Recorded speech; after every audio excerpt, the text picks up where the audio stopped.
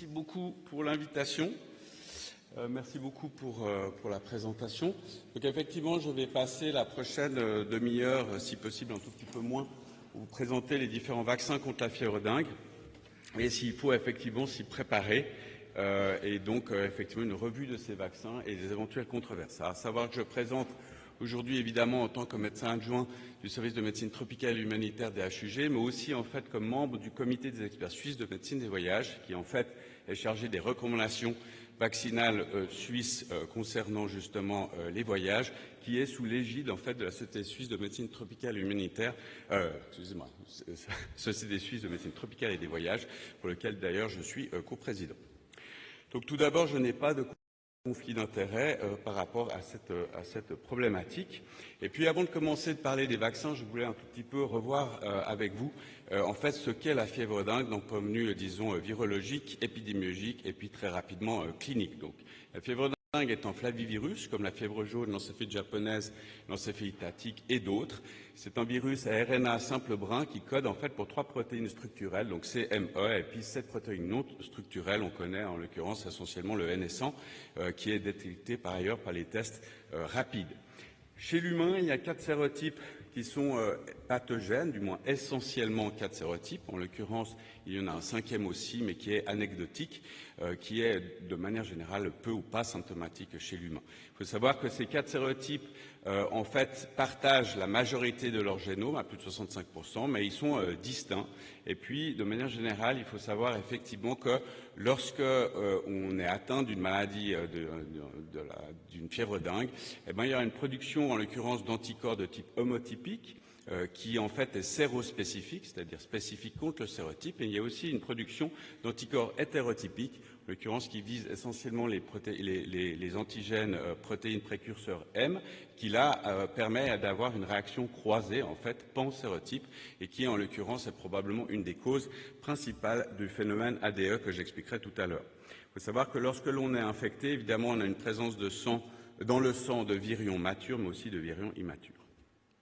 C'est une arbovirose, donc un virus transmis par des arthropodes, donc essentiellement une maladie vectorielle, qui en fait est transmise par des Aedes essentiellement aegypti, en tout cas dans les pays endémiques du Sud.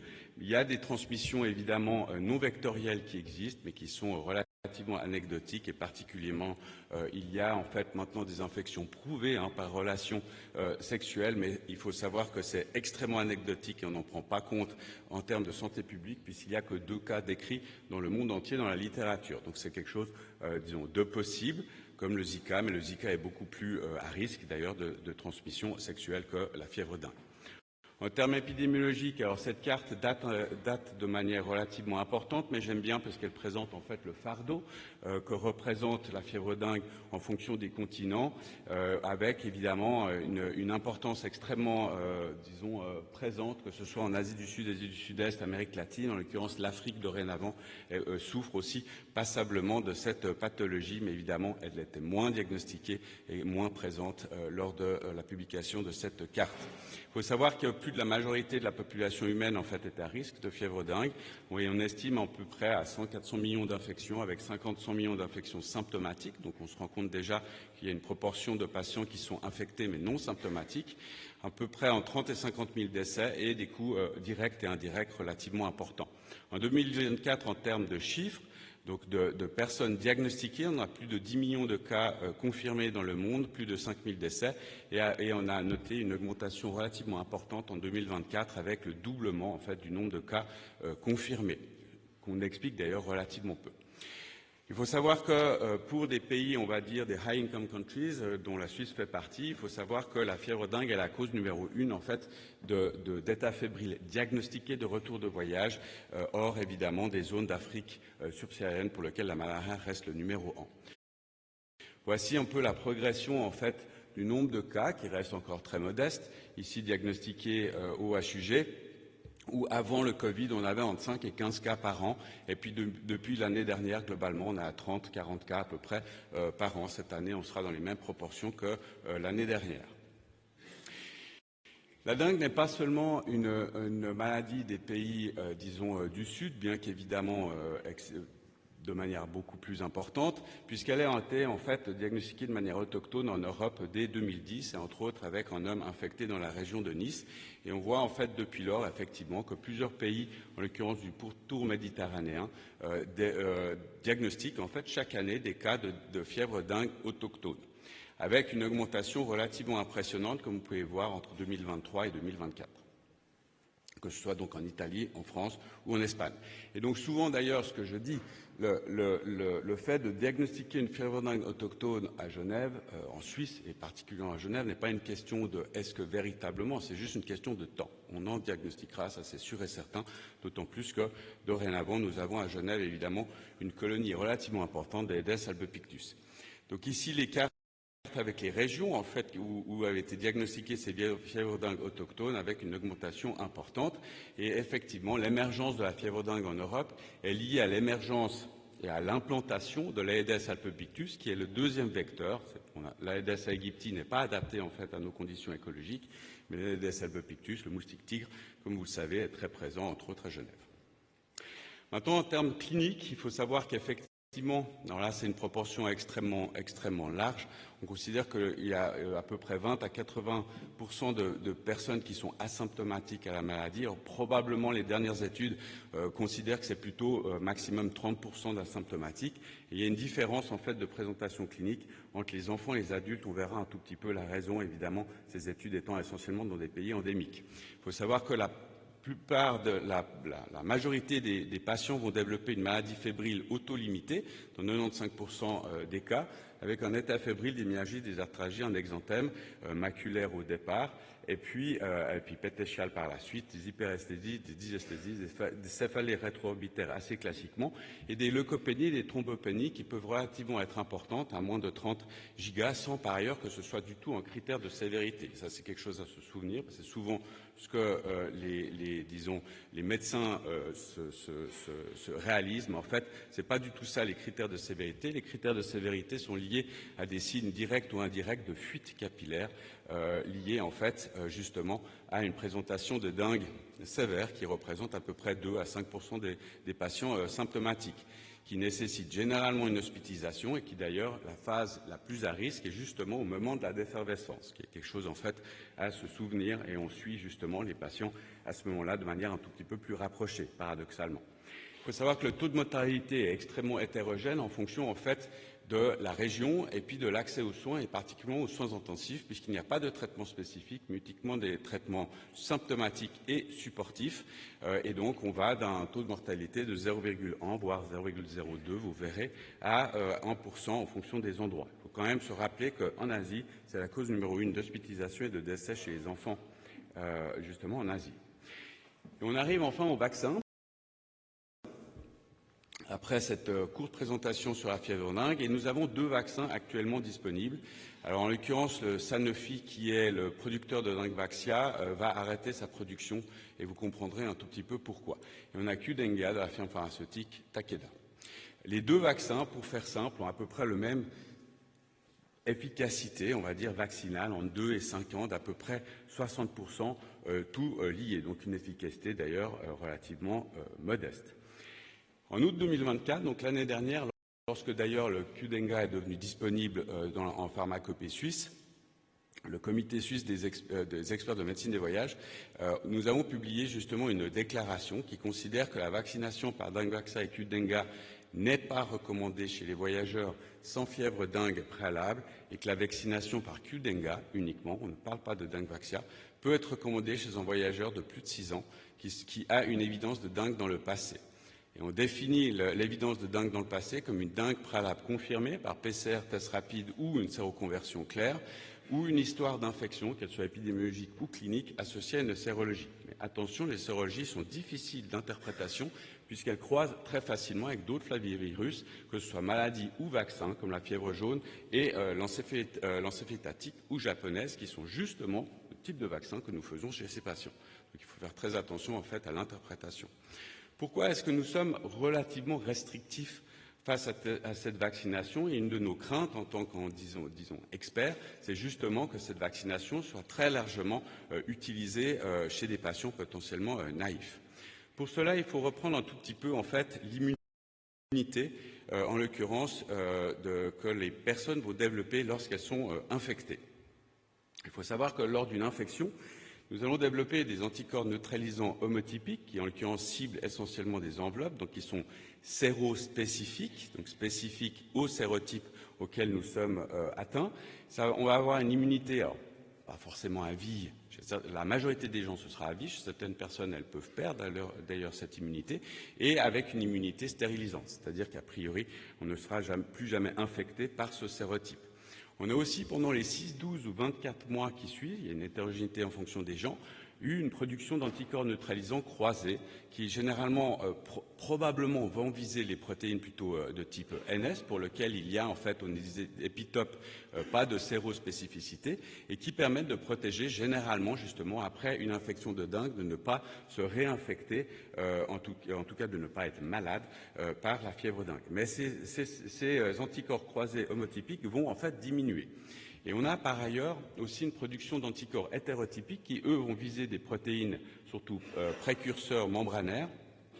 Et eux, en l'occurrence, ils vont perdurer pendant de nombreuses années, voire décennies, et c'est probablement une des causes de l'ADE. Qu'est-ce que c'est ce fameux ADE? L'ADE, c'est ce qu'on appelle Antibody Dependent Enhancement, qui, à l'heure actuelle, est spécifique, on va dire, de la fièvre dengue, à savoir que la cible du virus, ce sont justement les cellules mononucléaires. Lorsque l'on a une primo-infection, le virus mature va infecter les cellules mononucléaires, qui est donc sa cible, par endocytose. C'est justement son principe. Les virus immatures, justement, eux ne sont pas infectieux parce qu'ils n'ont pas la capacité d'infecter ces cellules. La problématique, c'est lorsqu'on a une immunité partielle, en l'occurrence par des anticorps hétérotypiques, non sérospécifiques, qui vont se fixer sur les antigènes PRM. En fait, paradoxalement, ils vont faciliter l'endocytose par les cellules mononucléaires et donc, en fait, artificiellement, en guillemets, augmenter le nombre de cellules infectées, le nombre de la réplication, le nombre de cytokines et l'augmentation aussi du NS100 en libre circulation, ce qui est associé justement à la sévérité, en l'occurrence au capillarylique d'un point de vue physiopathologique. Et c'est comme ça qu'on explique que la première infection de fièvre dengue a un risque de dengue sévère de 0,1 à 1% en fonction des études, et par contre le risque de dengue sévère lors de la secondaire est généralement estimé à environ 2 à 5% à nouveau en fonction des études. Généralement, après la 3e et 4e dengue, on commence quand même à avoir une immunité suffisante qui permet de rendre la pathologie soit paucisymptomatique, soit asymptomatique. Et là, on réexplique pourquoi les adultes sont souvent moins symptomatiques que les enfants. Parce que généralement, ils ont déjà eu 2 ou 3 dengues préalables et donc leur 4e dengue est moins symptomatique. On rappelle un tout petit peu justement les cibles de l'immunité en fonction du génome. Et puis déjà, donc, dans les années 2000, l'OMS publiait justement, alors que le développement des vaccinations débutait, l'importance il était important de considérer que les vaccins contre la dengue devraient induire une immunité simultanée contre chacun des 4 sérotypes, ce qui réduira ou éliminera ainsi le risque d'ADE. Il faut savoir qu'une des difficultés de développement de vaccins contre la fièvre dengue, c'est qu'il n'y a pas de modèle animal disponible. Et voici donc un tout petit peu le type de vaccin, la technologie des différents vaccins qui ont été étudiés, avec les 3 en fait auxquels je vais parler. Donc le premier de Sanofi, Dengvaxia, le deuxième de Takeda qui est disponible, le Butantan qui devrait être disponible courant 2026. Donc le premier de Dengvaxia, c'est un vaccin vivant atténué chimérique où ils ont utilisé une base en fait de fièvre jaune, le fameux Stamaril bien connu, et ils ont de manière par génie génétique intégré en fait les protéines PRM et E dans le génome afin d'avoir une immunité humorale contre ces différents épitopes. Il n'y a donc pas de protéine C de la dengue ni de protéine NS contre la dengue. En termes d'efficacité, on a à peu près à 60% d'efficacité, ici 2 grandes études multicentriques en Amérique latine et puis en Asie du Sud-Est. De manière générale, en termes de tolérance, on considérait qu'effectivement la tolérance était bonne, en fait, avec peu ou pas d'effets secondaires de cette vaccination. À savoir que l'efficacité contre les dengues sévères et l'hospitalisation était supérieure que contre la maladie. Et donc, plusieurs pays ont intégré cette vaccination dans leur programme de vaccination jusqu'en 2018. Et le fameux scandale, en fait, les fiascos de Sanofi. Que s'est-il passé, en fait, entre 2015 et 2018 ? Ce qui s'est passé, c'est que dans les publications déjà de 2014 et 2015, si on regardait dans les annexes, donc il fallait aller regarder dans les annexes, on voyait qu'il y avait une grosse hétérogénéité d'efficacité vaccinale en fonction déjà du sérotype concerné. Que le dengue vaccin était surtout efficace en fait contre des infections de type DNV4, beaucoup moins contre les autres sérotypes. Autre chose et hétérogénéité, ce qu'on se rendait compte, c'est qu'en fait, il y avait une différence relativement importante en fonction de l'âge des patients et les enfants plus jeunes, moins de 4-5 ans, voire même moins de 8 ans, en fait, avaient une efficacité beaucoup plus faible que ceux qui étaient plus âgés. Et en fait, d'autres analyses ont été faites par la suite et qu'ils se sont rendus compte que la diminution d'efficacité n'était pas uniquement liée vraiment à l'âge, mais en fait liée à l'historique sérologique immunitaire du patient, et que donc les patients qui étaient séropositifs, donc qui avaient déjà eu une fièvre dengue dans le passé, ou plus probablement, avaient une bonne efficacité par rapport à ceux qui étaient ce qu'on appelle dengue naïfs. Et en fait, ce qui devait arriver arriva, c'est qu'on se rend compte que dans les patients qui étaient donc naïfs, séronégatifs, après 3 ans, le nombre de patients qui présentaient une forme sévère était à peu près 2,5 fois plus important dans le groupe vacciné que dans le groupe contrôle. Alors, d'autres études ont démontré effectivement par la suite qu'effectivement c'était un vaccin essentiellement DNV4 avec en fait une virémie vaccinale essentiellement DNV4, et lorsqu'on regardait la qualité des anticorps en fait de cette vaccination, ce qu'on se rendait compte, c'est que les hémotypiques étaient uniquement contre DNV4 et que les DNV1, 2 et 3 étaient en fait des anticorps hétérotypiques, entre autres potentiellement qui pouvaient justement augmenter le risque d'ADE. Et en fait, cette vaccination est exactement un peu ce qu'on craignait, c'est-à-dire que c'est vacciner quelqu'un de naïf contre la dengue, c'est immunologiquement lui faire une première fièvre dengue, et lorsqu'il développe sa première dengue d'infection, immunologiquement, c'est sa seconde dengue, ou une sorte de secondary dengue-like au niveau immunologique, avec évidemment un risque d'ADE potentiel. Alors évidemment, il a fallu décider que faire de cette vaccination. Il faut savoir que lorsqu'on est dans un endroit où la probabilité d'être infecté par 2, 3, 4 sérotypes est de 100% à partir de l'âge de 15 ans ou 20 ans, en fait, cette vaccination a un intérêt de santé publique. Évidemment, ça ne l'est pas si la séroprévalence ou si, disons, cette maladie n'est pas endémique. En l'occurrence, l'OMS avait bien compris l'avantage de la santé publique, mais au vu du scandale qui avait été fait, avait choisi en fait une stratégie relativement sage, mais qui en fait, pour faire tout simple, a simplement tué, si vous voulez, tous les efforts de vaccination et de protection contre la fièvre dengue dans ces pays, puisqu'il nécessitait un screening, donc un dépistage qui est compliqué à effectuer en fonction des endroits et évidemment pas forcément facile non plus toujours d'interpréter. On arrive au deuxième vaccin, qui est le Takeda, qui est le Qdenga de Takeda, qui est un vaccin aussi vivant atténué chimérique, mais qui lui a une base de DNV2 et de manière donc génétique mise des PRM et des E des 3 autres sérotypes. Alors au niveau des études d'immunogénicité, ce qu'on voit, c'est qu'il y a une production effectivement d'anticorps globaux contre le E et le PRM, quel que soit en fait le sérotype, donc non sérospécifique, et puis une production évidemment d'anticorps contre le NS, qui lui par contre est spécifique en NS2, c'est logique, puisque c'est la seule chose qui est disponible en tant que NS, et on a une réaction croisée de ces anticorps anti-NS, même si visiblement il n'y a pas une inhibition complète de l'effet médié par la toxine. Ce qu'on se rend compte initialement, on est relativement content, c'est qu'après 48 mois, on a une bonne réponse globale en fait contre les 4 sérotypes, mais à nouveau, si nous faisons en fait des études un tout petit peu plus poussées, on se rend compte que c'est un vaccin tout de même plutôt essentiellement DNV2, ce qui n'est pas étonnant par rapport à sa construction technologique, avec en fait une production d'anticorps hémotypiques essentiellement contre DNV2, avec des hétérotypiques contre le 1 et particulièrement contre le 3 et le 4. Maintenant, si on regarde les études publiées, on va dire vie réelle, plus ou moins vie réelle, ce sont des études classiques, ici multicentriques, Amérique latine, Amérique du Sud et Asie du Sud, excusez-moi, et Asie du Sud-Est, on a une efficacité effectivement contre une nouvelle infection à peu près de 60% à 5 ans, avec une diminution des hospitalisations à 84 ans, qui est évidemment un outcome secondaire que aiment les firmes pharmaceutiques. Par contre, si on regarde en détail, en fait, le problème, c'est qu'alors qu'on voit qu'il y a une belle homogénéité de l'efficacité vaccinale chez les patients qui sont justement préalablement séropositifs, on a une grosse hétérogénéité en fait d'efficacité chez les patients naïfs de dengue.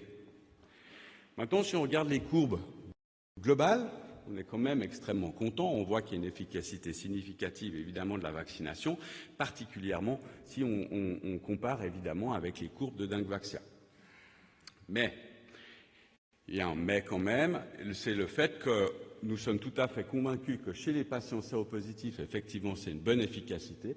Par contre, chez les patients séronégatifs, on se rend compte que pour les DNV3, nous n'avons en fait pas d'efficacité prouvée, mais à nouveau les chiffres, en fait, il n'y a pas de significativité. Et pour le DNV4, en fait, il n'y a pas assez de chiffres, donc on peut strictement rien dire. Donc globalement, ces 5 ans d'études n'ont pas permis de démontrer, en l'occurrence dans ces analyses de sous-groupes, une diminution d'hospitalisation chez les patients naïfs potentiellement affectés par du 3 ou du 4.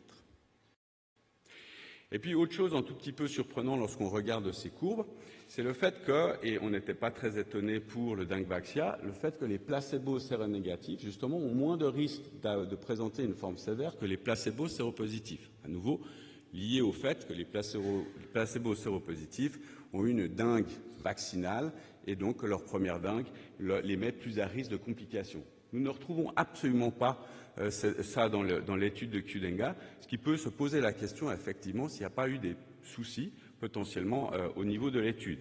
Et en fait, ce qu'on peut se rendre compte, c'est qu'il faut faire extrêmement attention à l'outcome qui est publié, qui est l'outcome de hospitalisation. Et si on le regarde à nouveau dans les annexes, la sévérité, alors malheureusement, nous n'atteignons pas de chiffres significatifs parce qu'il y a un manque de puissance, parce que le nombre de patients qui ont les critères de sévérité clinique qui sont discutables en tant que tels, on se rend compte qu'en fait, chez les patients séronégatifs, nous n'avons pas d'effet, voire potentiellement un signal plutôt en défaveur en fait, de cette vaccination. Maintenant, qu'en est-il? Il faut savoir que cette vaccination est disponible dans l'Europe de manière générale, en Suisse depuis août 2024, mais il faut savoir quand même qu'il y a eu un retrait volontaire du Takeda au niveau de la FDA, parce que la FDA demandait certaines informations que Takeda n'a pas voulu ou pas pu transmettre, et donc cette vaccination n'est pas disponible en Amérique du Nord, et que l'OMS a publié une déclaration en octobre 2023, puis une publication officielle en mai 2024 qui dit exactement ce que je vous ai parlé, c'est que c'est une vaccination efficace contre les 4 sérotypes. Chez les séropositifs, ça l'est moins en fait, et c'est en fait c'est recommandé d'introduire cette vaccination dans les zones où la transmission de dengue pose un problème de santé publique. Et d'ailleurs, de manière assez intelligente, ils visent en fait les enfants qui ont déjà préalablement eu une fièvre dengue en essayant de viser justement de manière régionale le pic d'hospitalisation des patients, des enfants hospitalisés pour la fièvre dengue et de les vacciner 1 à 2 ans avant, justement pour essayer de les attraper après leur première dengue, mais avant leur deuxième dengue, sans devoir faire des sérologies qui sont potentiellement compliquées d'interprétation. Et puis, ce qu'ils disent aussi, c'est que quand même, de manière générale, et particulièrement chez les voyageurs, les avantages sont beaucoup moindres. Ça peut être utile pour les personnes qui ont déjà été infectées, mais par contre, il faut quand même les informer que cela peut ne pas conférer de protection contre certains sérotypes et que chez les séronégatifs, il y a un risque potentiel de dengue sévère. Un dépistage prévaccinal peut être envisagé, mais il n'est pas formellement recommandé. Donc, en définitive, c'est une maladie qui est relativement importante. On considère qu'on a un risque chez les voyageurs à peu près de 1 à 5% s'ils vont justement s'exposer dans des pays endémiques et qui est d'ailleurs beaucoup plus importante et beaucoup plus fréquente que beaucoup d'autres pathologies en lien avec le voyage pour lesquelles nous faisons des vaccinations à tour de bras. Et puis la vaccination, c'est 2 doses, en l'occurrence au sous-cutané, puisque ce sont des vivants. Première dose qui doivent être faites en principe 2 semaines minimum avant le voyage, voire idéalement même avant. Maintenant, quels sont les pour et les contre de cette vaccination? Alors pour les pour, il y a une forte augmentation de cas importés en 2024, de même qu'autochtones, même si ça reste encore marginal. Les personnes âgées et les patients présentant des comorbidités ont un risque plus élevé de contracter une dengue sévère, ça c'est sûr. L'efficacité vaccinale contre l'hospitalisation est globalement d'environ 85%. Le risque d'ADE est théorique et n'a pas été observé au cours des 4,5 années. Effectivement, on n'a pas de franche preuve. Comme les patients peuvent être asymptomatiques, la majorité d'entre eux ne seront pas éligibles à la vaccination si celle-ci est limitée au cas d'infection antérieure. Alors ça, on peut discuter sur la proportion d'infections asymptomatiques, particulièrement chez des primo-infectés. Mais bon, et puis la sérologie peut être faussement négative chez les patients déjà infectés. Effectivement, il y a eu un cas publié, en l'occurrence en Allemagne, de ce type-là. Mais contre la vaccination, la majorité des cas de dengue en Europe sont des primo-infections. Le risque de dengue sévère est donc très faible, et en l'occurrence, c'est confirmé par les données de la mortalité chez les voyageurs. L'efficacité vaccinale sérospécifique est hétérogène et globalement, on peut dire quand même d'efficacité modeste, 60% à 4-5 ans. Le risque, dans l'étude, l'hospitalisation n'est pas égale sévérité, il y a un biais probable. Le risque d'ADE est certes théorique, mais 4,5 ans de suivi n'ont pas permis de démontrer l'absence de cette problématique pour les DN3 et DN4 chez les dengue naïfs. Et il faut quand même aussi savoir qu'il y a une étude justement en particulier chez des voyageurs allemands, parce qu'en Allemagne la politique est un tout petit peu plus permissive, où on voit que quasiment un tiers des patients dengue naïfs en fait vont développer dans les 7-10 jours après la première dose de vaccination des symptômes de petite dengue-like. Donc globalement, effectivement, on va leur induire une fièvre dingue. Je vais passer un peu, par manque de temps, sur les pour et contre en fait et la difficulté de la déclaration que nous avions faite en août 2024, et à savoir que nous avons légèrement revu effectivement la déclaration de août 2024 tout récemment, il y a de ça à peu près 2 mois, pour lequel la sérologie peut être considérée comme aide à la décision. On essaye effectivement, l'interprétation des sérologies, c'est extrêmement compliqué. Il faut vraiment bien prendre en compte les avantages et les inconvénients de cette stratégie. Évidemment, le mieux, c'est d'avoir une dengue préalable confirmée, mais on sait que, évidemment, ce n'est pas toujours possible d'avoir ce type de document. Très rapidement, le 3e vaccin, le Butantan, qui devrait arriver courant 2026 ou 2027, qui est actuellement encore en phase 3, qui lui a justement technologiquement semble plus homogène. Et d'ailleurs, lorsqu'on regarde le virus vaccinal circulant, effectivement, on a une meilleure homogénéité des virémies. Par contre, en termes d'efficacité vaccinale, on voit effectivement qu'on a une efficacité relativement correcte, on va dire, même si elle est un tout petit peu inférieure chez les DNV2. Mais en l'occurrence, nous n'avons actuellement aucune donnée DNV3 et DNV4. Et il faut bien se rendre compte de la difficulté, par ailleurs, de faire ces études, puisqu'évidemment, on ne décide pas quel sérotype va être prédominant dans les épidémies. Actuellement, il y a une épidémie en Amérique latine de DNV3. Donc, ils seront contents, ils vont pouvoir compléter leurs chiffres. Mais évidemment, lorsque Takeda a fait ses études, voilà, c'était surtout des DNV1 et en l'occurrence surtout des épidémies DNV2 qui étaient en l'occurrence la cible de la vaccination. D'où d'ailleurs leurs bons résultats, probablement généraux, puisqu'en fait, quasiment 80% des cas étaient des DNV2. Voilà, je vous remercie pour votre attention. Si vous avez des questions, je suis évidemment à disposition.